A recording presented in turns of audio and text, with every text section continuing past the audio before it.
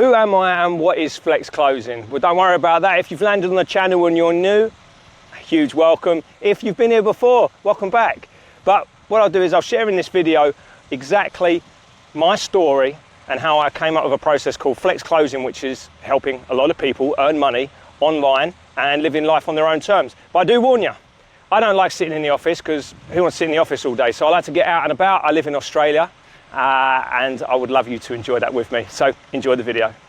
Hi James. Hello. So you do Flex Closing. What is that? Can you explain it to us? Yeah.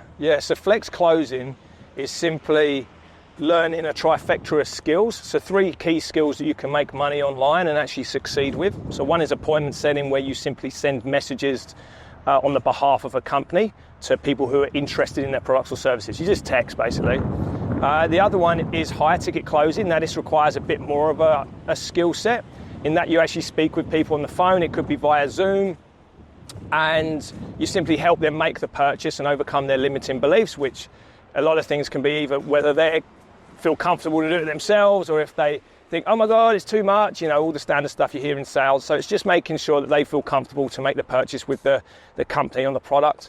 And then the other one is affiliate marketing. So if you believe in something or if you use it, so for instance, this is not a sponsored ad or anything, but let's say, for instance, I'm using a DJI mic here, and I actually believe in it, and I say the quality is freaking awesome. I absolutely love this product. Why wouldn't I promote it? And then I can have a link and I can go purchase this because it's the fucking bomb, right? So that's what you can do essentially. And by combining all 3 skills, you can actually work for a company. You can set up your own appointments. You can earn a commission. You can take your own calls and close deals. You can earn a higher commission. And then you can actually promote a company's products and services that you actually like and you're involved in, and you get support from the company. You get an even bigger commission. So combining all of those, it's called Flex Closing, and you can make a fuck ton of money. So that's basically it. Yeah. All right. So how do you get started with something like that? Yeah, how do you get started? Anyone, or how did I get started? How did you get started? I get started, fucking hell. How long you got? As long as you need. As long as I need. What way do you want to go? Do you want to go down that way, or do you want to go around this way? Probably go down that way. Yeah, so it all started when I was 4. And I didn't imagine. Maybe not that long. Nah, look, let's be straight, right? Yeah, so I didn't come out the womb like you see a lot of business people screaming, and not screaming, but speaking, oh my God, sales. You sort of see people in this world and you're like, right, you're a born businessman, you're born to do this. My old dream was to be a footballer or a firefighter. Since I was 6, I was like, no. I've seen David Seaman save the goals. I've seen Thierry Henry and Dennis Bergkamp. Yes, I was an Arsenal fan. But that was my dream, be a footballer or a fireman, because I think, what was the movie back then? Backdraft, with Kurt Russell and Alec Baldwin. And I saw this, that looked so cool. Little did I know, years later I became a firefighter, and it's so unrealistic. Like, there's no smoke in the building. I thought, well, okay. But, so yeah, that was my dream. But first of all, I got into my fitness and sports and stuff. And, I did the standard stuff. I did shelf stacking in a supermarket, and then I wanted to be a fitness instructor and help people exercise, get in shape, because I always got in shape. I was big on sports, hence football, playing that for years. And then I was a fitness instructor, and then I still wanted to be a firefighter. I thought, right, this is a very realistic goal, I can do it. But I knew it would be a 40-year career. I thought I'd be there till the end of days as a firefighter. So before I did that, I actually went to become a fitness manager. I wanted to manage and be responsible for a team and stuff. And yeah, so I went and did that. You all right? Yeah, you need to slow down, mate. I'm walking into stuff. Oh, okay. I'm walking too fast. Yeah, you are. Yeah, I should slow down. But what I found was how I actually learned to grow as a person, as a young fella, because I was a fitness manager at 18, 19, that it was the mentorship that I had. So there was I don't know whether I should say his name, but he's basically now, he's a multi-millionaire. And I've been in touch with him recently. Truly incredible fella. And he come out of the womb screaming sales, I'll tell you that. He was born to do it. But yeah, he actually brought the best out in me. He actually turned me down from a fitness manager role as a young person. And then the next managers that came in, I then crushed it and actually owned the place. And I got employee of the month, 6 months on the bounce. I was fucking, yeah. So I worked my nuts off and understood the company core values, what it's all about, and just worked hard basically. and enjoyed the process. But then I was still yearning to be a firefighter. So I went off and did that. Lucky, touch wood, I got in first time. I know some people take about freaking like years to get in. But yeah, nonetheless, it was my dream to be a firefighter, to be in there until the end of days, have a full career. And I loved it for about 6.5 years. And I just thought, I love the job, but there's something more out there that I want. And my cousin lived in Australia, so I went over to Australia for a little 2-week holiday, see her life on the beach, what she was doing, and I was like, fuck, man. This is her life, this is what she's doing. I was like, shit. It's pretty cool.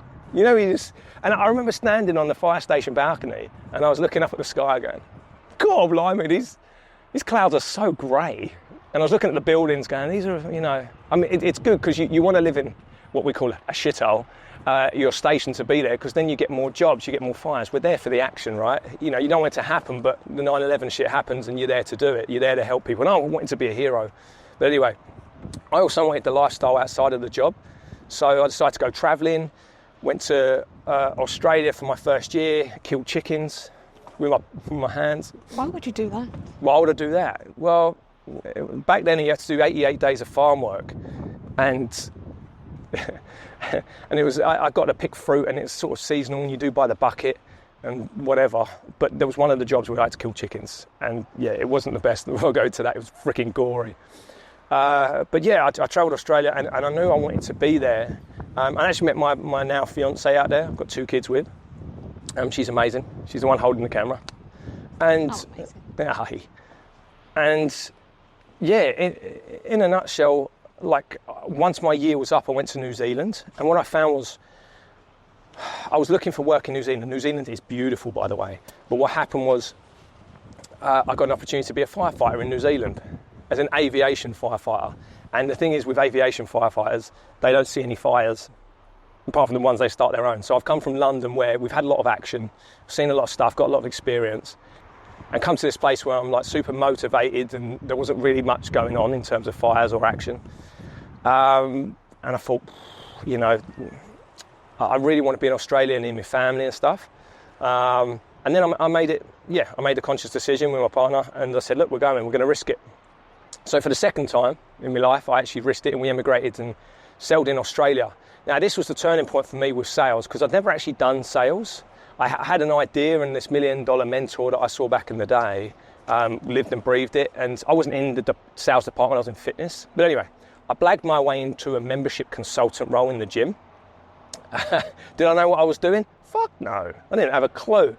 But I knew I had a fitness background, so it was all relevant. So I believed, and I had conviction in the product that it was going to work. I trained, I was like, fuck, they got all the equipment, I absolutely loved it.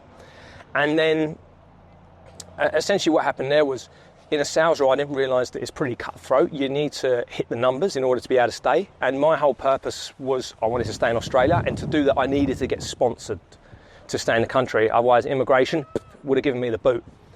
So yeah, I knuckled down, I worked hard, and I hit my numbers, and within the year I actually got promoted to sales manager. And then I started training people around the country, training my own team, and I actually quite enjoyed the training, the educating part of it, which was pretty cool. So yeah, I got the sales trainer, trained people, and I actually really enjoyed it, educating and that. And I've become good at finding leads, essentially interested people for the gym, and had great conversations, and felt, look, yeah, I could actually do this for more people. But COVID hit. And when COVID hit, I effectively lost the role. They had to get rid of everyone. 2 weeks later, they offered me promotion because they knew my work ethic was there. And I actually turned them down, the regional manager and the owner, because I was just like, no, I've got to go on to my next venture. And I really want to help people. And then I actually went out online doing research, going, I'm going to train everyone in sales. I'm going to make a difference. I'm going to get everyone to earn as much money as they want. Because that was the biggest turning point in the aha moment for me in sales, was that I was no longer capped on what I could earn. In the fire brigade, it was awesome, but I was sort of there, and I had to wait years for promotion and to get any extras and maybe a bit of overtime.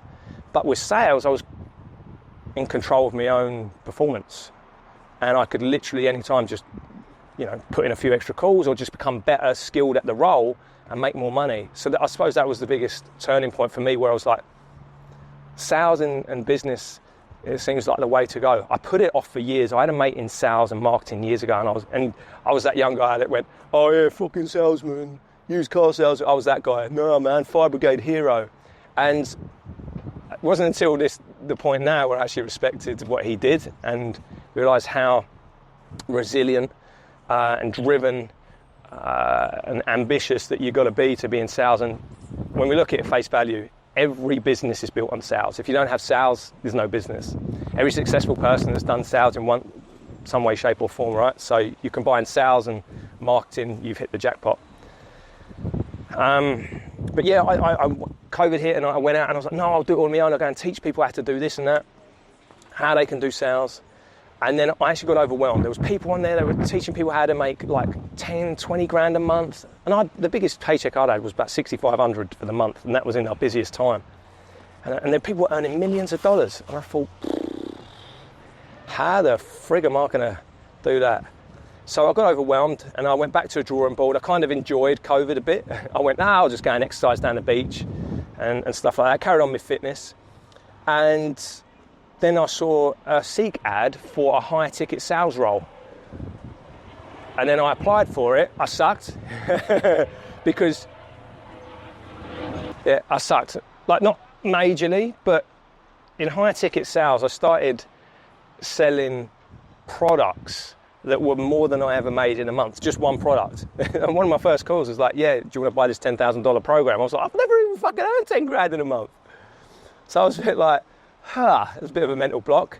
And I kind of felt like a beginner again, in that you get to the price to say, yeah, this is how much it is. But I was a bit more, are you sure? Are you sure you want this?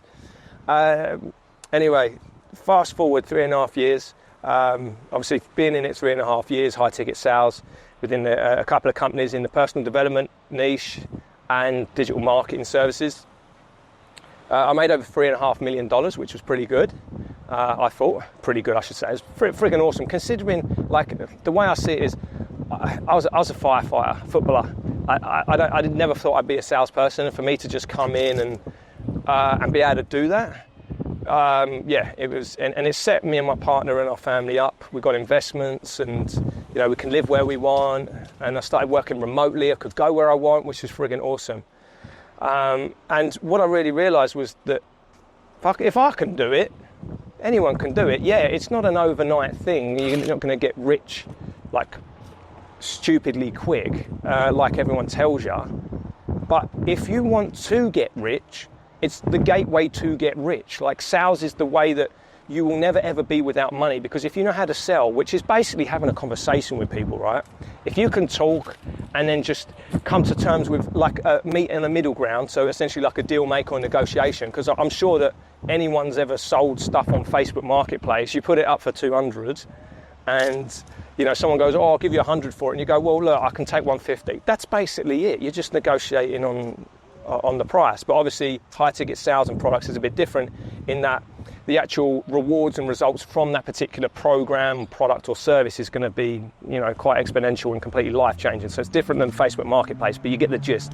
So that's where I thought, I've been on this journey, and now I'm actually, back in touch with a multimillionaire that I knew from like 20 years ago, just because I've done this, and it's now opened up a lot of opportunities, not for me to grow and reach my full potential as a person, but for my family in terms of financially and our future, which is pretty cool. And I get to do things like this, just go out when I want, do what I want, work for myself. And what I found was, like, combining these flex closing skills, where you're doing your appointment setting, your high ticket closing, your affiliate, you don't deliver any of the product. Like the only time I've had to start delivering a price is when I've gone out on my own. So I've now reached that next level where I'm going, okay, well, I do want to run my own business. There's a lot of fucking work. Let's not beat around the bush. If you're running your own business, it's a lot of fucking work. And if you've never run your own business and you're employed, there's a reason why Robert Kiyosaki has this cash flow quadrant, which is employed, self-employed, business owner, investor. And most things out there online on social media, they push you from employed to investor. And you need some friggin' money to invest. You need to increase your cash flow first. So the best way to do that is to have a business. But if you've never run a business and you're in charge of everything, the best way to do it is to be self-employed. You can start a company and subcontract yourself, but the best way to do that, what I've found, is simply go in and do the high valued skills required within an established business that already has it, because then you'll get results a lot quicker. And it's just the way it is, because if a company's already proven it and they've got a great product that everyone's going to buy, then all you've got to do is go, yeah, cool, you want it? And answer some questions. Obviously it's a simple stage and it requires a skill, but it's a lot simpler than starting out everything from the ground up. If you've done a business before and you're willing to go to hard yards and do all that, then yeah, it's a different kettle of fish. But yeah, what I've learned is that to move and actually scale your lifestyle and finally start choosing how much you want to earn and do what you want when you want. Sales is, it's the way you've got to go, and it's what you've got to learn. And ultimately, I've been there as well. I've had the doubts and the fears. Can I do this? Oh, of course, like anyone in the games, they're all human. Even when you get to $1 million a month, I see them, how the fuck do we get to 5 million? So it's pretty normal. But yeah, I mean, that's what I do, and I teach flex closing. That's a bit about my journey. I hope that inspires whoever watches this to do something and take action and start living life on their own terms, because that's the reality. It's not some cheesy thing, live life on your own terms. My partner who's watching this now, or on the other side of the camera, knows that we literally do what we want when we want. If we want to go on holiday, we can go when we want. And it seems like this pipe dream from what you see on social media. But it is, when you see behind one curtain, you start seeing things and what's possible, and you can literally scale your lifestyle, and the more you earn, the less you do, because you're more skilled, right? It's weird. So yeah, but anyway, I hope that inspires you and to get in touch and we'll have a conversation, eh?